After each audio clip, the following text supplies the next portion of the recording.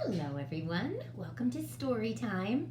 I have a great book for you today. It is called When Pigasso Met Mootisse by Nina Laden. There once was a young pig named Pigasso. While the other piglets rolled in the mud and played games, Pigasso painted. He painted anything and everything, and in a most unusual way. At the same time, there once was a young bull named Mootisse. Mootisse was not like the other bulls. He wasn't interested in bullfighting.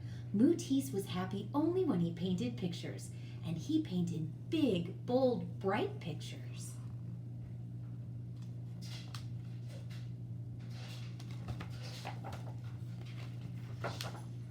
In time, word of Pigasso's talent spread throughout the pig provinces. Soon, art-loving pigs from all over lined up to buy his creations. At the same time, Mootisse was getting famous in the cattle community. There weren't many households that didn't own a moosterpiece.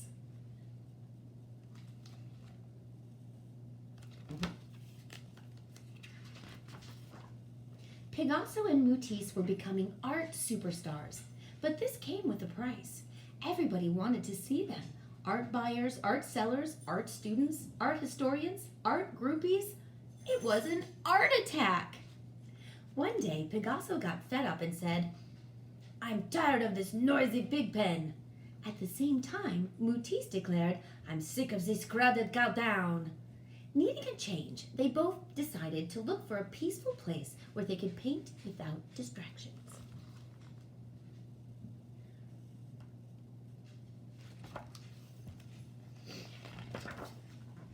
So each of the two artists looked far and wide for the perfect spot. Pigasso found a lovely farm looking towards the east. Mootisse found a handsome farm facing the west. After Pigasso moved in, he went to introduce himself to his new neighbor across the road. At the same time, Mootisse went to introduce himself to his new neighbor across the road. That is how Pigasso met Mootisse. And coincidentally, that is how Mootisse met Pigasso.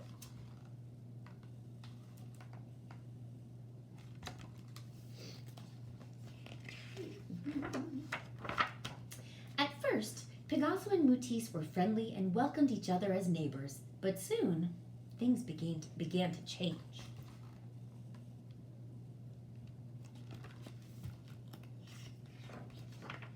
It started one day when Pigasso criticized one of Mootisse's paintings. Then Mootisse made fun of one of Picasso's. Mootisse called Pigasso an art hog. Then Pigasso called Mootisse a mad cow. Mootisse quipped, "You paint like a 2-year-old." Pigasso retorted, "You paint like a wild beast." Mootisse raged, "Your colors look like mud." Pigasso spat, "Your paintings look like color by numbers." Then things got really out of hand.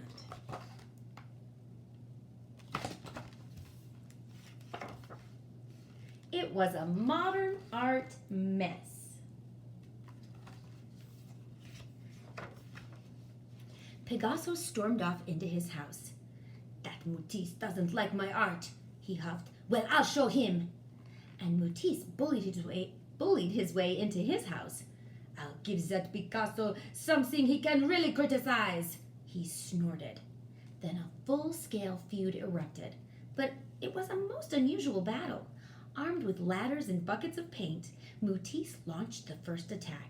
He started at dawn.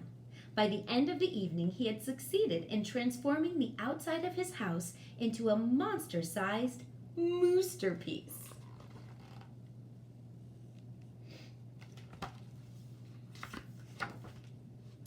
Not to be outdone, Pigasso fired up his paintbrushes and in full view of the enemy, counterattacked. He turned his farm into a huge and outrageous pork of art. The two artists then retreated into their houses and pulled down the shades. Pigasso certainly didn't want to look out his window and stare at a Mootisse, and Mootisse had no desire to give his rooms a view of a Pigasso.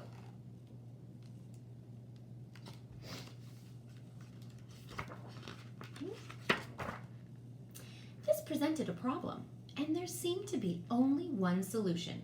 Without a word to each other, Pigasso and Mootisse each began to build a huge wooden fence down the middle of their road.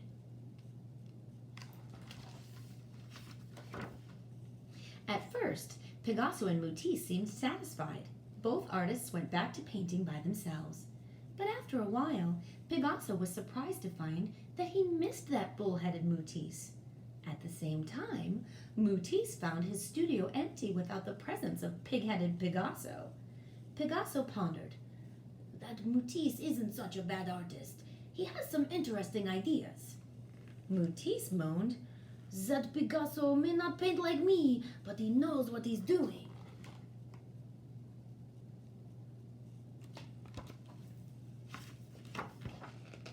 However, being naturally pig-headed and bull-headed, neither artist knew how to apologize to the other. So they did what they do best. They let their paintbrushes do the talking. Pigasso painted on one side of the fence, and Mootisse painted on the other. Each worked until they were exhausted. It was strangely quiet when they were done.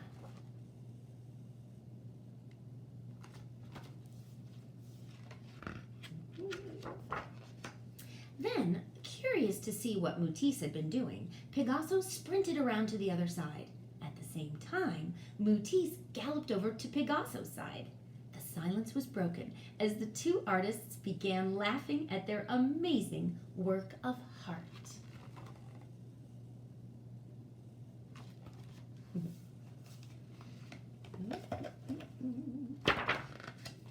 From that day on, Pigasso and Mootisse became great friends. They happily took down the fence and shared their different views. A few months later, a big museum bought the fence. Pigasso called his side when Pigasso met Mootisse. Mootisse called his side when Mootisse met Pigasso.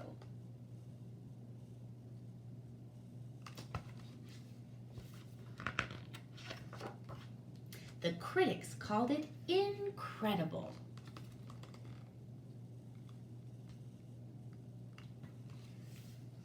Museum of Modern Art. Ha ha ha. So now this is the true story of an artist named Picasso and another artist named Mootisse. Picasso and Mootisse were not a pig and a bull, but they were characters. They were two of the finest artists of the 20th century. While they were never neighbors, they became close in the small world of art. Henri Mootisse was born on December 31st, 1869 in France. Mootisse didn't want to be an artist when he was little. He studied to be a lawyer. But when he was 21, he got sick with appendicitis. While he was getting better, he painted his first painting. He liked painting so much that he ended his law career. Pablo Picasso was born on October 25th, 1881 in Spain. His father was an art teacher who helped Picasso start painting when he was very young. It was soon obvious that he was very talented. Picasso studied painting in Barcelona and Madrid, two big cities in Spain. But as he was growing as an artist, Picasso decided to move to Paris, which was, and still is, a great city for art. That is where Picasso met Mootisse. Both Picasso and Mootisse were gaining recognition as artists in Paris. In fact, two Americans named Leo and Gertrude Stein, who lived there, started collecting their paintings. In 1906, Gertrude Stein had a party, and that is where Picasso and Mootisse met for the first time. At first, Picasso and Mootisse were friendly to each other. They even traded paintings. Mootisse also gave Picasso an African mask, which inspired him to paint in a primitive style, a style he became very famous for. But soon, it became apparent that Picasso and Mootisse were becoming rivals and competitors. Picasso said some bad things about Matisse's paintings, and Mootisse said some bad things about Picasso's. But over time, the two artists learned to respect each other and became lifelong friends. They both owned many of each other's paintings. Mootisse once told Picasso, "We must talk to each other as much as we can. When one of us dies, there will be some things the other will never be able to talk of with anyone else." Mootisse died in 1954. Picasso died in 1973. but their art lives on in many museums, galleries, and private collections around the world. The end. What a great book. One of my favorites. My son, Connor, is actually a very talented artist. He goes to college for art, and he goes to the School of the Art Institute of Chicago. So I don't know if any of you out there like to draw or color or paint or sculpt. There's so many different things you can do in the art world. I am not great at that, but I do like music, and I sing, and I do voices because that's my job. Anyway, I hope you guys are having a great day. Thank you so much for watching. Stay safe, stay healthy, and I'll see you next time.